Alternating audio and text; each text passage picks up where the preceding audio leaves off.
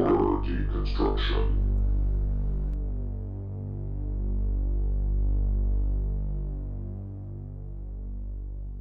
What's up, everybody? It's the Horror Deconstruction. You can find us at horrordeconstruction.tumblr.com, youtube.com/horrordeconstruction, as well as facebook.com/the Horror Deconstruction videos comp, American Sockman, as well as Moringa. Today's film is Near Dark, 1987.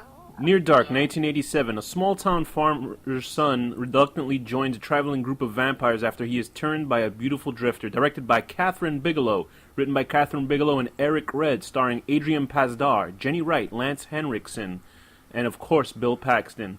So, Thea, this is, oh, yeah, I'm with... Oh, yeah, Thea's here. I'm here. Thea's from horrorharbor.tumblr.com. Let's get that out of the way. It's Thea's time of the month, so she's picking all the movies this month for November. Thea, why'd you pick Near Dark? I picked Near Dark because it's one of those vampire movies from the 80s, which I love 80s movies. B, I had never seen this one. I had heard about it from several people who were like, how have you not seen this? This Do is 3 like... is the next one. Don't do C, do 3. Go on. What? What did he just say? Keep going.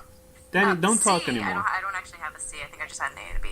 But, C can be that it was directed by Kathryn Bigelow, director of such movies as The Hurt Locker, which I didn't really like, and Zero man, Dark that's 30, fucked up. and Point Break, and a couple other things like that. And this sort of seemed, because it's more of a genre film, I was sort of surprised that this was one of her first movies that she directed and wrote. Isn't So I was Kathryn Bigelow? curious. Isn't Kathryn Bigelow kind of only known for genre films? Yeah, Oh, Thea, well, she does more high action kind of stuff, does she not?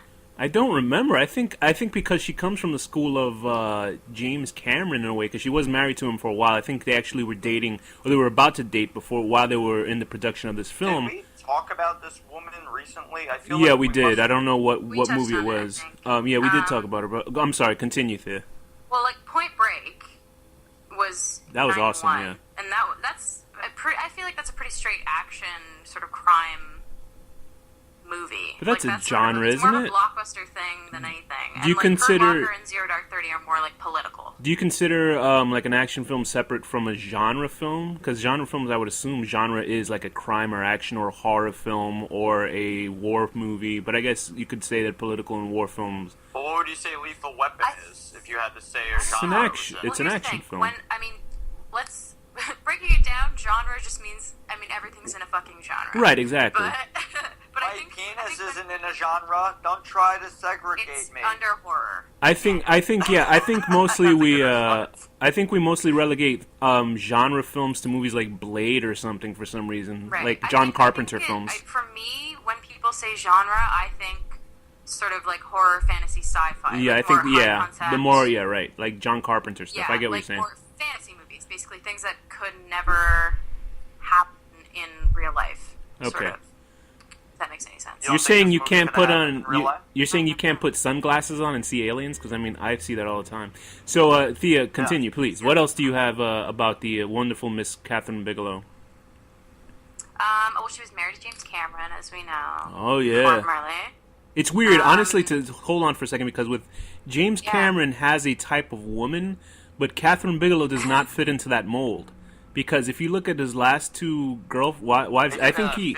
physical type or mental Yeah, type? he likes strong women, like Linda Hamilton. Like, if you remember how Linda Hamilton looked in Terminator 2, how she was, like, super muscular and buff? And then the woman after, I think he cheated on Kathryn Bigelow, or maybe he just left Kathryn Bigelow for Linda Hamilton, and then he left Linda Hamilton for the blonde woman that was on the boat on Titanic. So, but, like, the last What, two does he ladies... just dump his wife for the newest actress in every movie He's in? the king of the Whoever he's world. working He's sort of like Luc Besson. Like, if you know Luc Besson, you know he directed what is that? The Fifth Element and stuff like that, and Leon the Professional. Like, he basically marries every woman that stars in this film because I think what he started out with, I don't think he married, she was an actress, but you know, remember the alien that sang the opera in The Fifth Element, the blue alien girl? Yeah. He, like, got her pregnant when she was 17, so maybe they do different stuff in France. Jesus. This is in France, so who knows? But, Why are you gonna ruin this movie for me now? Anyway, and then I'll never watch Fifth Element the same way. and during the Fifth Element, he hooked up with, I think, 19-year-old Mila Jovovich and married her. So it kind of happens like that. So, hey, he doesn't. God, was she only 19 in that? I think she was very young. I think she might have been 19 or 20, but that shows you those French, they just love life. Hey, hey, hey, or I mean, oh, ho, ho. But Kathryn Bigelow, yes, she was married to James Cameron. Not during the filming of this, but he was like, I think he was sweet on her, and that's why he said, "Hey, why don't you use my my ready-made cast from Aliens, which had just come out?" That's why we see Lance Henriksen, who was Bishop. We see Bill Paxton, who was Hudson, and we also see Jeanette Goldstein, who was. Take a guess. She was one of the army. The butchy one, I can't remember her name. I know, I can't. I forgot her name. The Spanish, the Latina girl. The one that says the best line in the film, which is "Let's rock." So he used those three. That was like the fucking awesomest line in that movie. But besides "Get away from her, you bitch," those three are obviously right out of Cameron's film. They actually offered a role to Michael Biehn, who was he in the Aliens? He was the main guy. That was her like boy. Her boo. Interest. Yeah, her that boo. was whatever the hell his name was. He died in part 3. Oh, fuck no. But he turned down the role, but then he was like crazy or something like that. So he basically, you can see fingerprints of early on in her films. You can see fingerprints of James Cameron's style in her movies. Not that she didn't have her own style, but you can see that he definitely had a hand in helping her out in the beginning. And she obviously she lucked out because it turned out to be a really good cast, I think. Yeah, it's a better cast than a film. I recognize the woman that you just said, the Let's Rock lady. She was in Vasquez.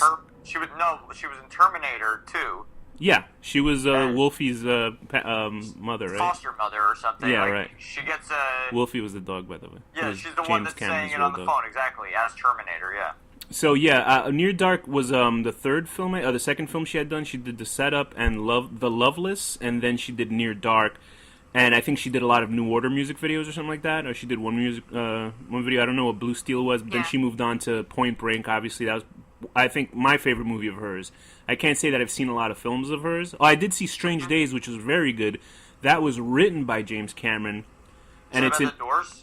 No, it's an interesting cyberpunk film. I think you would like. It's about these people that it's almost like drug dealing, but instead of dealing drugs, they deal people's memories, so you can live through other people's lives. And it stars Ray Fiennes when he was like young and like he looked completely different than he does now. You know how he's like the serious English actor? Like back then, he's sort of like the super good-looking, that kind of guy.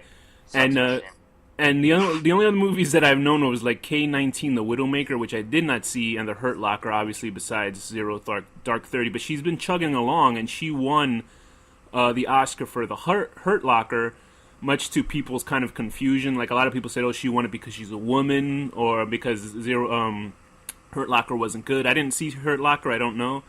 I did see Hurt Locker. It was directed well. It wasn't my thing, but I understood why it was. Why wasn't it your thing? Was it because it's a war film, like or movies that win Oscars typically? Like, yeah, well, I think that's part of it for me, and also just it was. I'm into silly comedies and horror movies. I mean, they're defusing bombs for like 80% of the movie, and I just.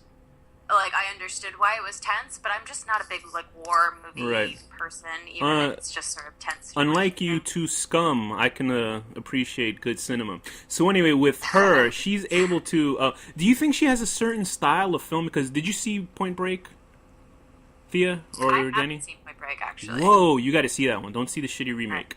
That goes without question. They remade it? Yeah, that shows exactly how it is. But they made it all, like, super hyper style now, and... just don't even bother. I just saw the trailer for it and I knew it was shit. It's probably more about surfing than it's a film that doesn't necessarily need to be remade. It was one of those films where you can see they just did IMAX, like flying down the sides of mountains and shit so they can show it in 3D and crap like that. Most movies don't need to be remade. And plus the original Point Break had Gary Busey, who's fucking awesome in that film. And he says the line, I'm so hungry I can eat the balls off a dead rhinoceros. And when you have a line like that in a film... Line more than once. You know what? We should talk about Near Dark? Well, we're talking about the director, right, Danny? Because he was such a rush to get me out of my editing job so I can do this episode. So here's me busting your balls when I'm actually taking interest in the episode. Great, right? This is me being a bitch, a bitchy person. So, Thea, do you think Kathryn Bigelow has a certain style to her films, like from the ones you have seen, or do you kind of feel? I think they sort of follow in that James Cameron sort of blank slate of a director. Like the director doesn't really have I think they do. What's that?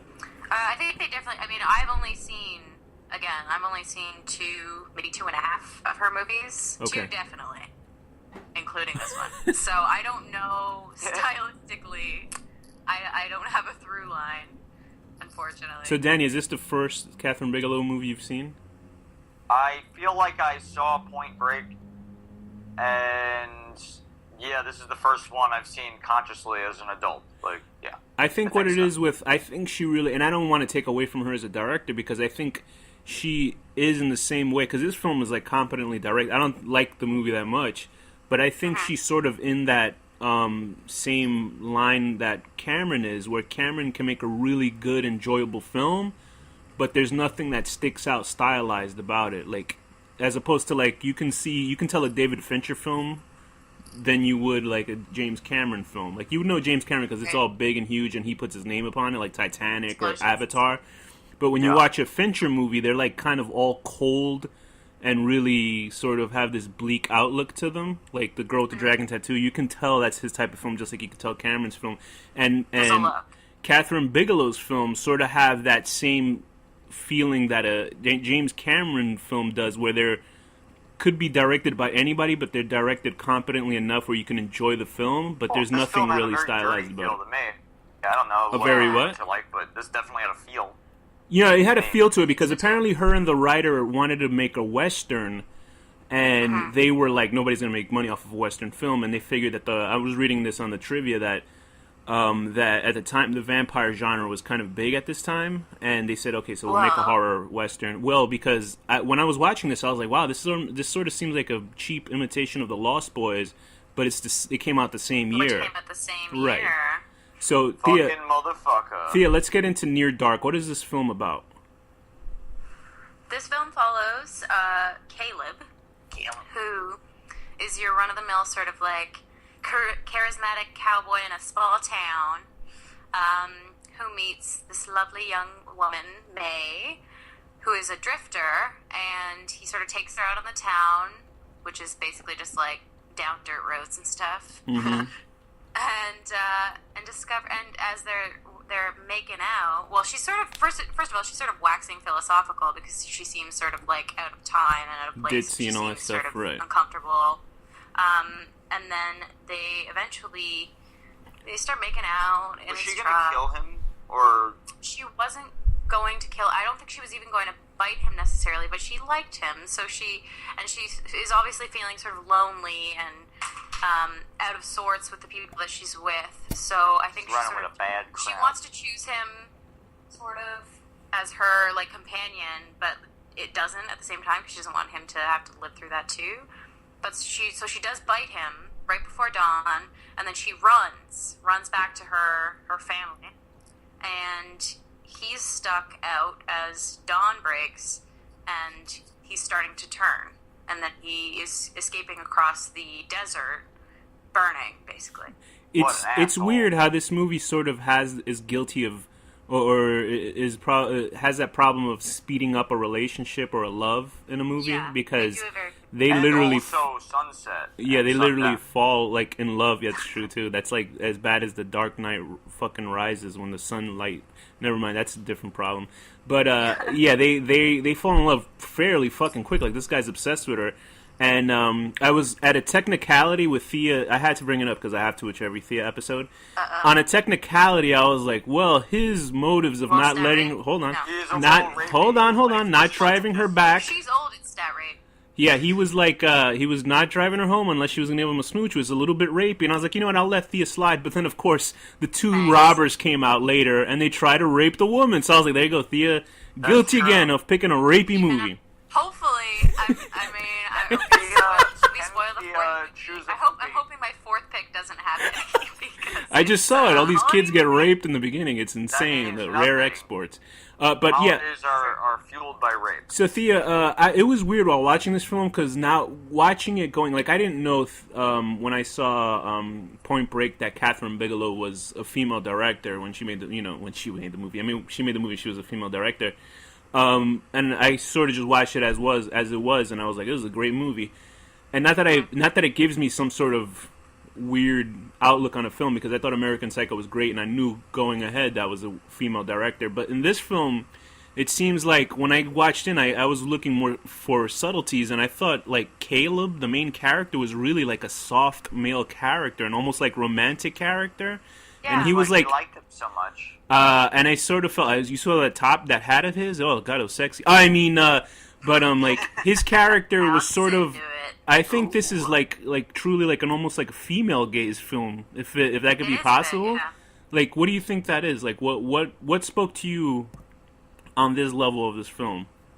Well, I think, and I might bring Lost Boys into this briefly, just because it was the same year, the same genre-ish, even though Lost Boys is more, That it's movie- a little more comedy in it. That movie also directed by a guy I could almost say has a female gaze to it as well. For some reason, although a little. the but there director, is- although Michael is definitely a looker. the director is a gay man of the Lost Boys, so I mean, there's a whole different thing of how he, Reason to it. he's probably looking at good-looking guys. Every guy in that fucking movie was good-looking for that film. So in here, they have Caleb That and tracks.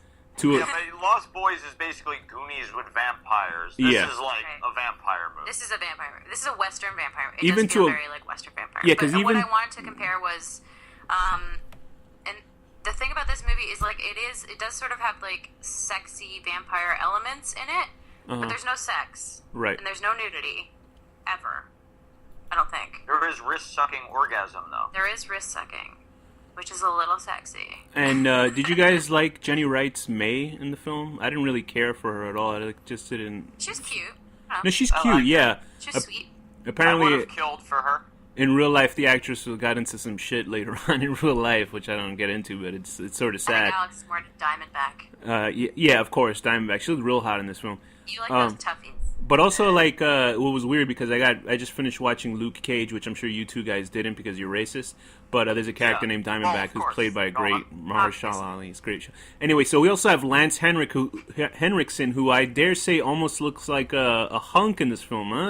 I guess they're trying to sell him as a good-looking He's guy in this working film. it, He girl. can only look like a creepy homeless man in every movie he's in. But I think it works. It works quite well in this one. Yeah, see, No, it's great. I love him. He's awesome, but he's a creepy-looking guy.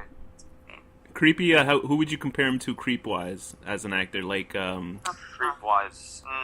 who's I that? don't know. I Who's didn't that guy with think the about big that. bulging eyeballs? That he's in all the Adam Sandler films, and he says Like you can Willem do it. Dafoe or something. Yeah, Willem Willem Dafoe is Dafoe. fucking Like awesome, Willem though. Dafoe's another creepy, really good actor that always looks like a creep, and so does this guy. Willem Dafoe has done no wrong in any film. Willem Dafoe is the best. He No, even he's done no wrong. I mean, even his butt is great in Antichrist, but he just is. I heard he creep. has He's such a a. creep. I'm seriously. I heard that he has such a huge penis in real life that in the film Antichrist that they had to body double him with a normal sized penis for the movie. Really? That's what I heard about him. I was like, good 'Cause lord. they didn't want the focus to be on this porn star penis. That's the only Alex part of. was like trying to catch sight of that dick, and he was like, "I heard that dick Yes, is it is. big," and then he couldn't see it. That's why Don't that. look it up. only There's his scene- A leak of him. Only his scene had to be in IMAX. So there's also Bill Paxton. On Dickie Lee. Don't poke your eye out in 3D. Bill Paxton plays Severin, and Bill Paxton, one of our favorite guys. I don't know if it's your favorite guy, Thea, but I he's like we Bill love Paxton. I like Bill Paxton. Ever since I What's saw not him, to like about Bill Paxton? that's true. And it's funny about this film. He plays what kind of guy does Bill Paxton play, Danny? He plays a lunatic asshole. He does it really well, and it was so funny because throughout the film, like one of my favorite roles that Bill Paxton ever played was Chet in The Weird Science, the movie. And Right. I realized, I guess that must be his real laugh because he has that weird laugh. He does the same exact laugh in Weird Science that he does in here, so I guess that he wasn't stretching his laugh. But he's a hateable asshole in this film, and I was waiting for him to get killed. But he looks cool. He has like, especially the bar scene where he has the leather on and he has the shades and stuff. He looks like a cool guy, and that you realize why they put him on the poster because that's all I knew about this film was him on the poster and a truck, a semi truck. So Diamondback is a badass chick. She has blonde hair. She looks completely different than she does as Vasquez or any other person she plays. She really looks like how she looks in Terminator. Danny, she's a woman of Jewish origin. I always thought when she played Vasquez, she was Spanish, but I guess she's you know. And there's also Tim Thomerson, who I've seen before, but I don't know from where. He's who plays the father of Adrian Pazar's character. I've seen him a million times. Yeah, me too. He's one of those kind of actors. And one of the actors in this film that completely threw me off was Joshua John Miller, who plays Homer, the young boy vampire.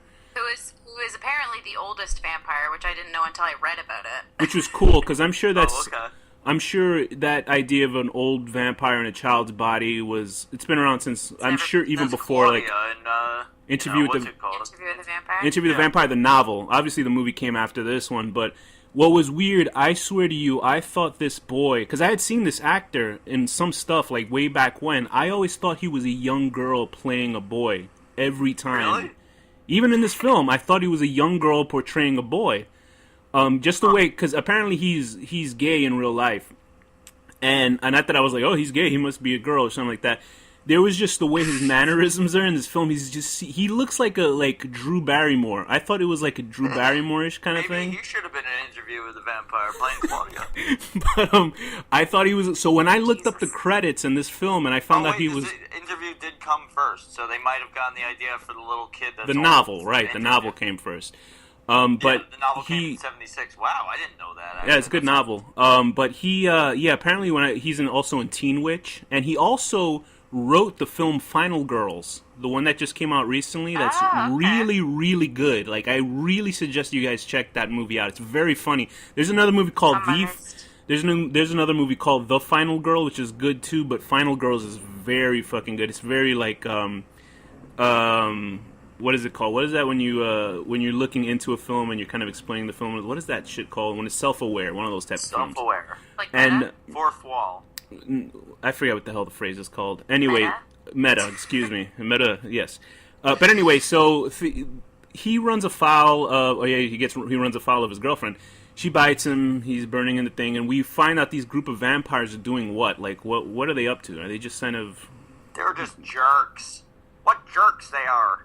Yeah, they're basically just trying to, like, survive and... They're not doing a very good job of it, though. Because they live so long and they don't really have any purpose once they live that long, right? So they're just trying to, like, fuck around and do fucked up shit. They're clearly pissed off at May for making Caleb a vampire without their, I guess, approval.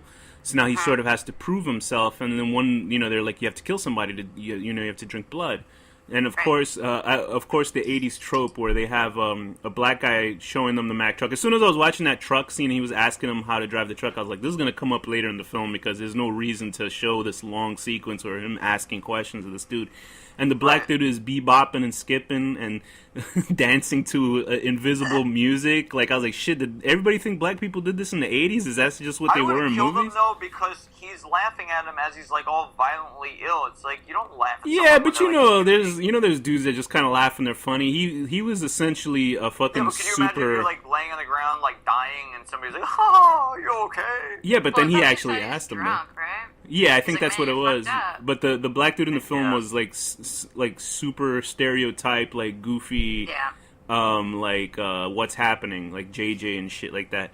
Anyway, he gets killed. White people, let's be honest. Yeah, he gets killed by May. He drinks his blood, and then what I wish they had done is that I wish that they had gone in a different direction, because the way that they have he only drinks blood from her wrist.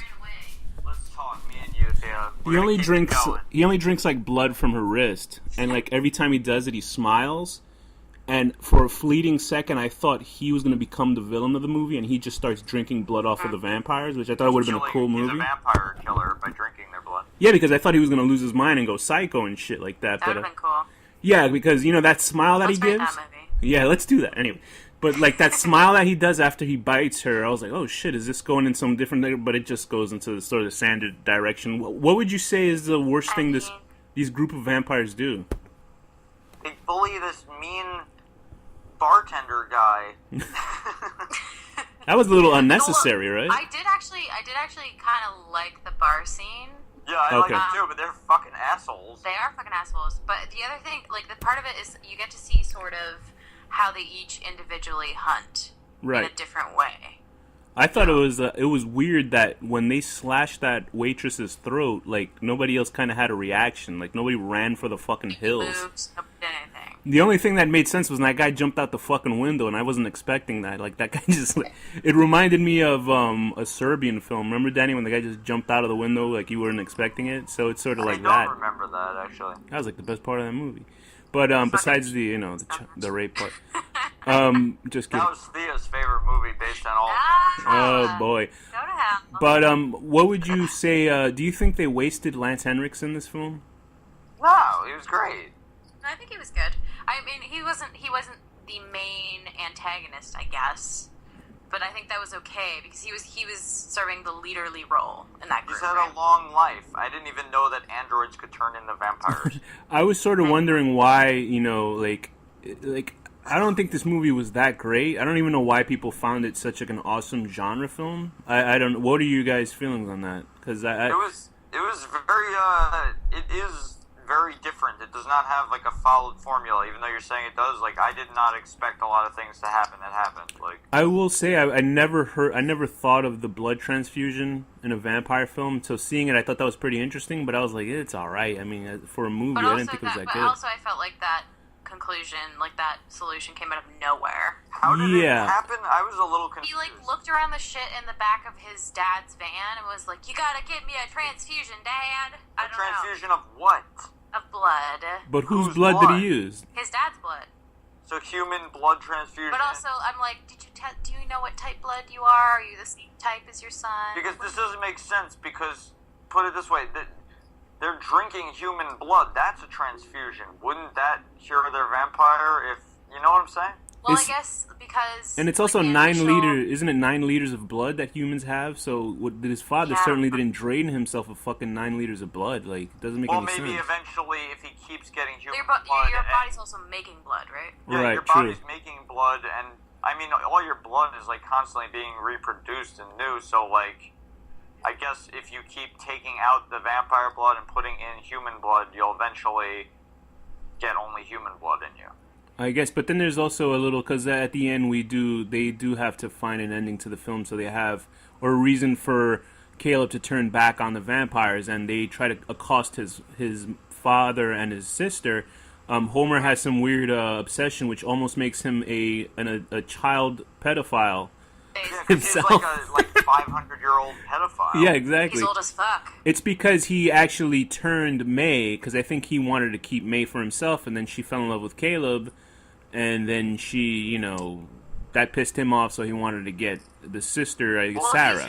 She's not in the little boy. If he's the oldest one, then theoretically he turned all of them, right? Or he turned at least Lance Henriksen, probably.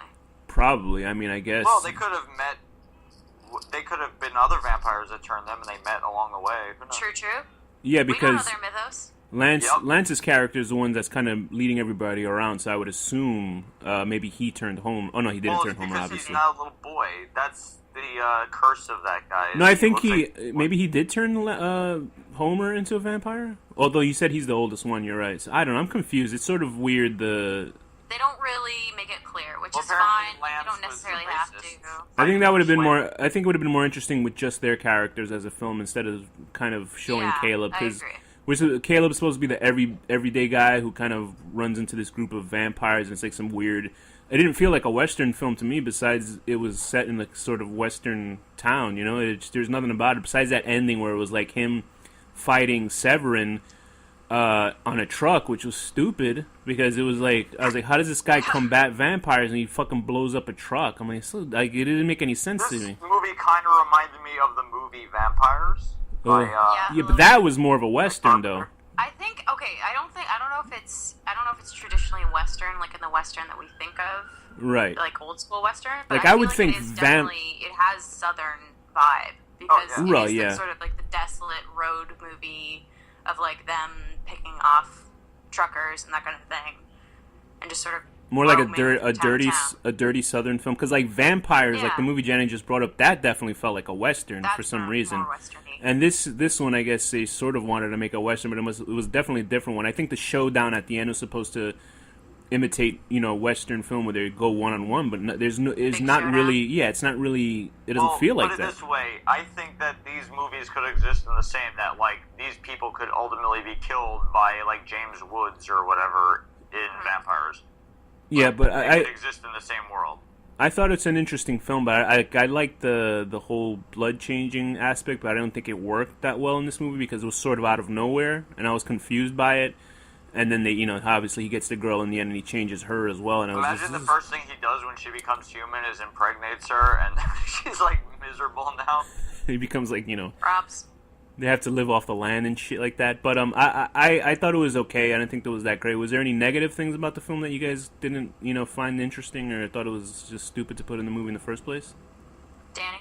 I mean, it gets a little confusing. Like, I honestly, like, at one point I looked down and I didn't understand, like, He's looking at how, his genitals. how what's his face, Bishop from Aliens had a knife in his throat, and it looked like his girlfriend threw it at her to allow them to escape, but that didn't make any sense. She threw it at Caleb, but he ducked and it hit him in the face. But she still wanted them to get away for some reason. It was very weird. I know what you mean. But then 10 seconds later, she's chasing them in a car, so it doesn't make Again, yeah. Yeah, so I think she tried to give him a run on, free run to get the fuck out of there. But I guess whatever Jesse wanted, because then Jesse and his girl. Well, because then they kill Severin after that, and then they're like, "Oh, well, that's the last straw." Yeah, and or something. he kills himself. Yeah, pretty much. Jesse and Diamondback decide to, I guess, commit suicide by blowing up. I guess they found it was okay because they pretty much they had a shootout with cops, which I thought was interesting, but. It's just a weird style film. It just feels like there was a bunch of movies in one time, and they didn't know which direction they were going. Like, they wanted to make some sort of Western gang or crime film and then just put it with vampires, because that was essentially a crime film in the middle of the movie, Right. but having vampires get burned alive and shit. Special effects look good. It felt like kind of, when a movie, it seems like they've almost written it to just show a bunch of cool shit. Medea's Diary They of a haven't Black really strung Madman. it together in a cohesive way. Yeah, That's what it felt like. The a little director bit. wrote it, right? Yes. she co-wrote it with Eric She Red. wanted it to look a certain way and for certain things to happen, to use certain techniques or whatever. Okay. And I think it was successful visually. It just, like, the story-wise, it just didn't totally work for me. Yeah. Anyway, whatever. What rating would you give this film, Thea? I'm gonna give it a 6 out of 10.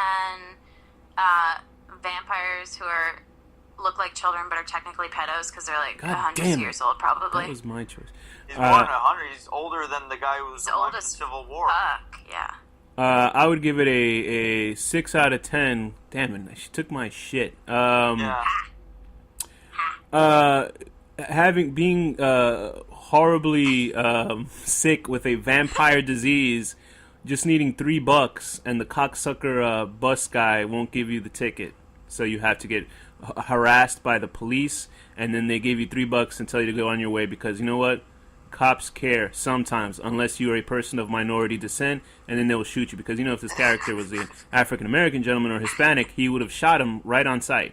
Not giving a shit that he was You're affected by a probably right. vampire, and he would not give him tickets to the bus, and he wouldn't be able to get home. Okay, Danny, what's your rating on this movie? America, that is true. I'm gonna give this movie an 8 because I actually liked it. What a moron! I mean, Right go on, ahead. right on.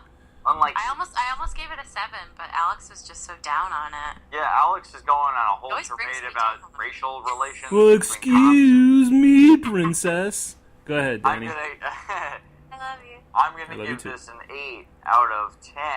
Inches. You stole my pedophile joke. God, like but that, I mean, 8 Danny. out of 10, bringing someone who has been a vampire back to humanity so that they can grow old and die painfully of disease. At some point, it's gonna happen. We're all gonna die of something, and it's gonna be Says painful you. and sad. What's weird is, Danny, I know you said the pedophile joke, but the first 20 or 30 episodes of this show, Horror Deconstruction, that's all we did was pedophilia jokes, and I consciously was like, maybe we should stop doing this, and then we Why sort am of I did. not surprised? I don't well, know. I mean, this is just... Well, we do a lot of them, but I mean, they're The funny. movie set it up for us this time. Yeah, it did set it up for us. So, Thea, what's the final word? Lily. Danny, what's the final word? Children's genitals. Jesus. Oh, Louises. no.